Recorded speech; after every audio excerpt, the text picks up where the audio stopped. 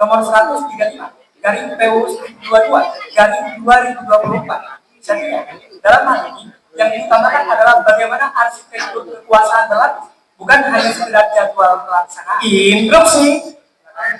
Mari kita berdebat secara konstitusional, Dewan Juri yang terhormat. Tafsir putusan Mahkamah Konstitusi nomor 135 tidak pernah membantah daripada original intent putusan MK nomor 14 tahun 2013 yang menyatakan bahwasanya pemilu harus dilaksanakan secara serentak.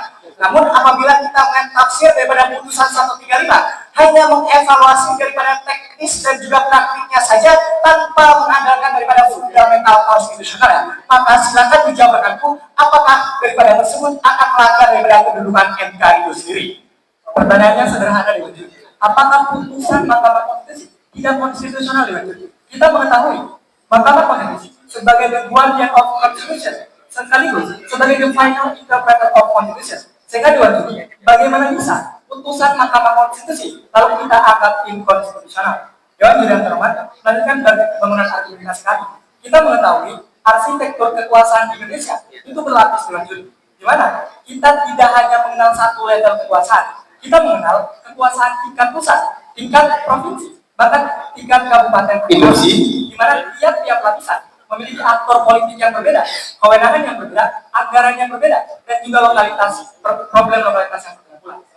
Pertama, Dewan Juri, rekan Kontiko tidak sama sekali menjawab apakah putusan MK nomor 135 tahun 2024 telah menjawab secara original intent yang telah dijelaskan dalam putusan MK nomor 14 tahun 2013. Pun yang kedua, sejak awal pembicara pertama hingga pembicara kedua, Timro tidak menjelaskan bagaimana mekanisme secara teknis terhadap salah satu implikasi daripada pemisahan pemilu ini yang terkait dengan perpanjangan masa jabatan bagi anggota DPRD dan kepala daerah.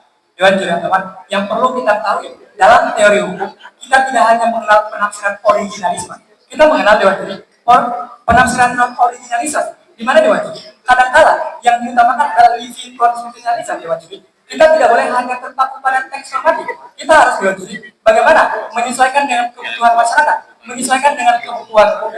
Sehingga, Dewan Juri, inilah kekeluar dari rekan-rekan berpikir.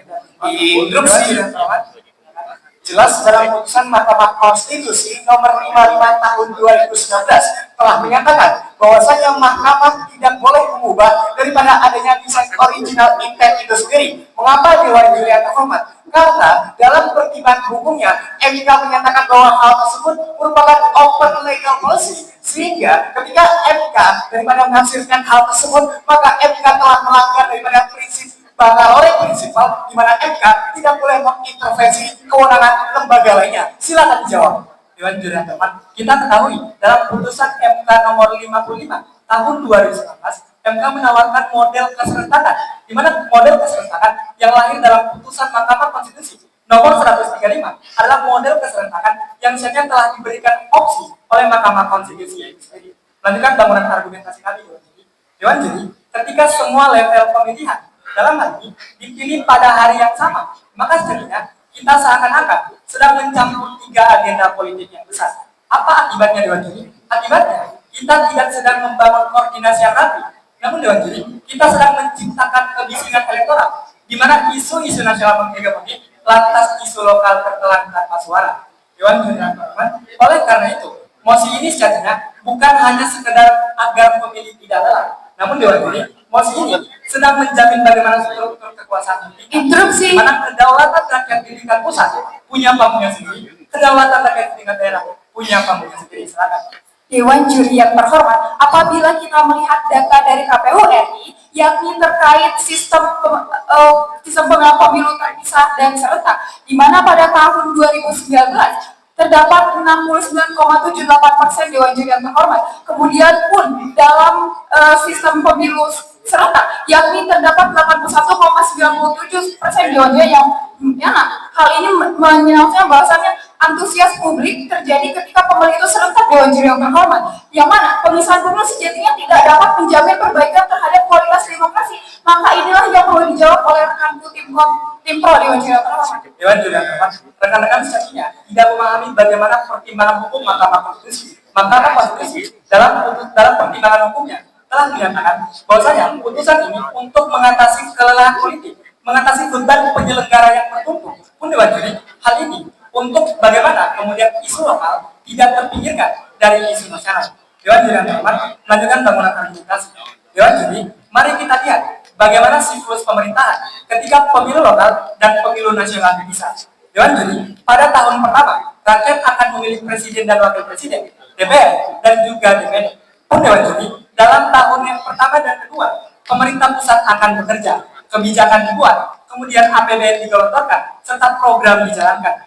Pada tahun ketiga, rakyat akan melihat efeknya, bagaimana rakyat mengevaluasi dan mempertimbangkan ketika kepala daerah dan DPD yang lahir dari mandat lokal, apakah dalam hal ini responsif terhadap kinerja nasional. Artinya apa Dewan Juri? Pemilu lokal dalam hal ini berfungsi sebagai mekanisme kontrol, mekanisme korupsi terhadap kebijakan nasional, bukan sekedar ikut-ikutan euforia pemilihan presiden itu sendiri. Oleh karena itu Dewan Juri, sudut pandang yang menjadi kunci dalam mosi perdebatan kali ini adalah kita akan menghadirkan dua momen interupsi dalam siklus 5 tahunan.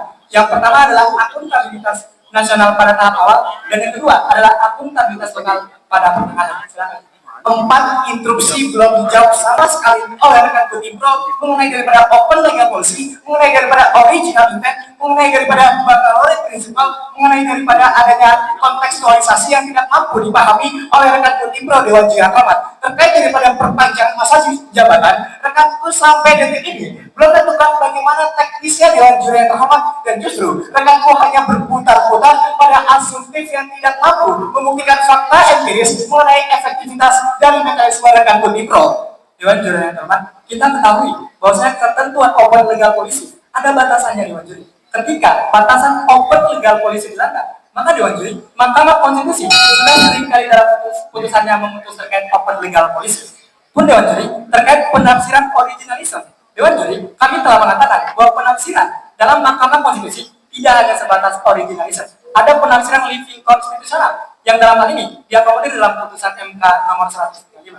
Oleh karena itu Dewan Juri, dalam putusan ini satunya akan memberikan perspektif demokrasi yang jauh lebih sehat daripada semua sistem dipaketkan di awal lalu dibiarkan stagnan dalam 5 tahun. Dewan Juri yang terhormat, untuk menutup argumentasi kali ini, kita akan melihat bagaimana teori Jeremy Bentham terkait teori utilitarianisme, di mana Jeremy Bentham mengatakan bahwa hukum haruslah dapat menghadirkan kebahagiaan atau kemanfaatan bagi sebanyak-banyaknya orang. Oleh karena itu, tujuan pemisahan pemilu lokal dan pemilu nasional akan memberikan manfaat bagi seluruh pihak, bagi penyelenggara pemilu, bagi pemilih, bagi peserta pemilu, agar pemilu jauh lebih berintegritas. Oleh karena itu, kami tidak hanya berdiri untuk kenyamanan jangka pendek, namun demi ketahanan elektoral.